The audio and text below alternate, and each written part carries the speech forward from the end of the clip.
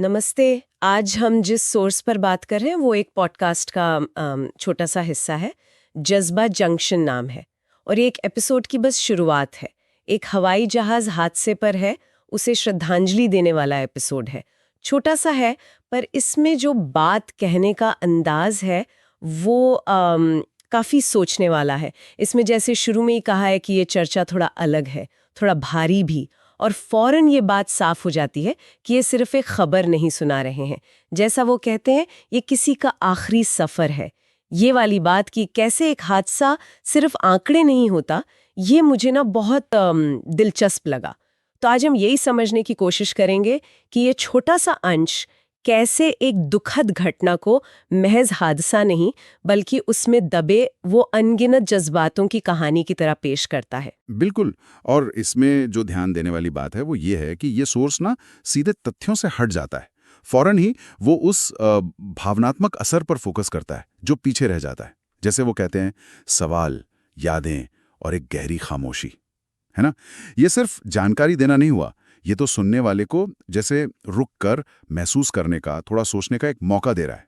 हाँ, इसे रिपोर्टिंग नहीं बल्कि एक तरह से ट्रिब्यूट, मतलब श्रद्धांजलि का रूप दिया गया है। हाँ, ये गहरी खामोशी वाली बात ये बहुत असरदार है। ये सिर्फ आवाज का ना होना नहीं है, ये शायद वो खालीपन है जिसे शब्दों में कहना भी मुश्किल होता है। जैसे उस क्लिप में वो जिक्र करते ना, मलबे के नीचे दब गए जज्बातों का। मेरा सवाल यह है कि क्या इस तरह सीधे भावनाओं पर जोर देने से कहीं सुनने वाले पर बोझ तो नहीं पड़ जाता, या फिर जुड़ाव ज्यादा महसूस होता है? ये अच्छा सवाल है। देखिए, मुझे लगता है कि ये असल में जुड़ाव बनाने की ही एक कोशिश है। जब आप किसी हादसे को सिर्फ आंकड़ों से नहीं बल्कि इंसानी जज्बात से जोड़ते हैं, तो वो सिर्फ एक दूर की घटना नहीं रहती, वो कहीं ना कहीं लोगों की जिंदगियों से जुड़ जाती है। ये जो कहानी कहने का ढंग है, जिसे हम फ्रेमिंग भी कह सकते हैं, मतलब आप किस चीज पर रोशनी डाल रहे हैं। यहां फ्रेम में हादसा तो है, लेकिन स्पॉटलाइट उसके बाद की खामोशी पर है, यादों पर, उन अधूरे सवालों पर है। अच्छा, तो ये फ्रेमिंग, ये नजरिया ही सब कुछ बदल देता है। क्योंकि आमतौर पर खबरों में तो हम क्या सुनते हैं, आंकड़े, शायद वजहें जानने की कोशिश होती है, लेकिन यहाँ तो वो सीधे दिल पर असर करने वाली बात है। पर कहीं ऐसा तो नहीं कि इससे घटना की जो असल गंभीरता है या उसके जो तथ्यात्मक पहलू हैं वो कहीं पीछे छूट जाए, नजरअंदाज हो जाए? हाँ, ये एक नाजुक संतुलन है। बिल्कुल, सिर्फ जज्बात पर ही टिके रहना भी कहानी को अधूरा कर सकता है। ये बात सही है, लेकिन शायद इस अंश का मकसद तथ्यात्मक रिपोर्टिंग करना है ही नहीं। जैसा हमने कहा, इसका मकसद याद करना है, महसूस कराना है, और ये दिखाता है कि कहानी कहने का ये तरीका, मतलब खामोशी और यादों को चुनना, ये हमारी समझ को और उस नुकसान पर हमारी प्रतिक्रिया को कैसे शक्ल दे सकता है। ये एक सोचा समझा चुनाव है, एक कॉन्शियस चॉइस है। सही कहा, ये एक चुनाव है। तो कुल मिलाकर ये छोटा सा पॉडकास्ट इंट्रो हमें ये दिखाता है कि कैसे शब्दों का चुनाव, फोकस का बदलाव, ये किसी दुखद घटना को पेश करने का नजरिया पूरी तरह बदल सकता है। ये सिर्फ तथ्यों को सामने नहीं रख रहा है, बल्कि याद करने और महसूस करने के लिए एक भावनात्मक स्पेस, एक जगह बना रहा है। शायद इसीलिए आखिर में सुनने वालों से कहा गया है कि इसे दिल से सुने।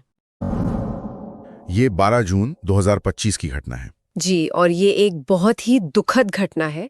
एयर इंडिया की उड़ान AI-171, एक बोइंग 787-8 ड्रीम लाइनर थी। ये अहमदाबाद से लंदन जा रही थी। और मतलब उड़ान शुरू होते ही खत्म हो गई, टेक ऑफ के कुछ ही सेकंड्स बाद। हाँ बिल्कुल, आखिरी सिग्नल मिलने के मुश्किल से 17 सेकंड के अंदर ही विमान क्रैश हो गया। बहुत ही चौंकाने वाला है ये। सिर्फ 17 सेकंड?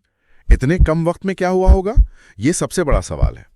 विमान गिरा मेघानी नगर में बीजे मेडिकल कॉलेज के हॉस्पिटल पर। जी, और इसमें विमान में सवार सभी 241 लोग और साथ ही जमीन पर भी करीब 38 लोगों की जान चली गई। पिछले एक दशक में ये भारत की सबसे भयानक हवाई आपदा है। हाँ, वाकई बहुत भयानक। लेकिन इसी बीच एक, आप कह सकते हैं, चमत्कारिक बात भी हुई। एक यात्री जीवित बचे हैं। हाँ, ये बिल्कुल अविश्वसनीय सा लगता है। 40 साल के ब्रिटिश नागरिक हैं विश्वास कुमार रमेश। वो इस हादसे में अकेले जीवित बचे हैं। अद्भुत। तो आज हम कोशिश करेंगे कि जो भी जानकारी हमारे पास है उसके आधार पर इस घटना के मुख्य तथ्यों को समझें, जांच कहां तक पहुंची है और इसके मानवीय पहलू क्या हैं। जी बिल्कुल। तो सबसे पहले जांच की बात करते हैं। क्या ब्लैक बॉक्स मिल गए हैं? वो सबसे अहम होते हैं शायद। हाँ, ये राहत की बात है कि दोनों ब्लैक बॉक्स मतलब कॉकपिट वॉइस रिकॉर्डर और फ्लाइट डेटा रिकॉर्डर दोनों मिल गए हैं।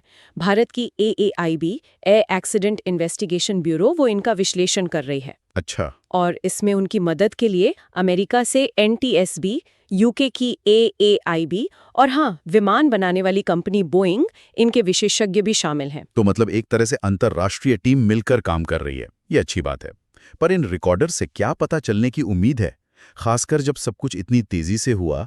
और पहली रिपोर्ट कब तक आ सकती है, कुछ अंदाजा है? देखिए, अंदाजा यही है कि शुरुआती रिपोर्ट शायद 3 महीने में आ जाए, लेकिन पूरी जांच में तो वक्त लगता है।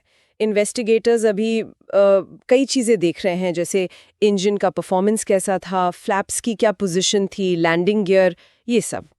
और एक खास बात जो सामने आ रही है वो है RAT का एक्टिवेट होना, रैम एयर टर्बाइन। RAT ये क्या होता है? मैंने पहले नहीं सुना। और इसका एक्टिव होना क्यों मायने रखता है? हाँ, RAT यानी रैम एयर टर्बाइन। ये एक छोटी सी टर्बाइन होती है जो तब खुलती है जब प्लेन के मेन इंजन या APU मतलब ऑक्सिलरी पावर यूनिट काम करना बंद कर दे।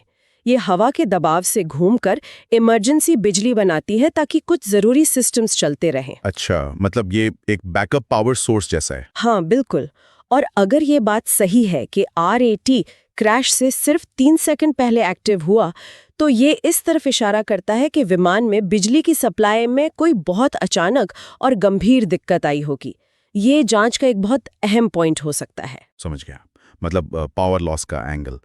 इस बीच हमारी रेगुलेटरी बॉडीज जैसे DGCA वो क्या कर रही हैं?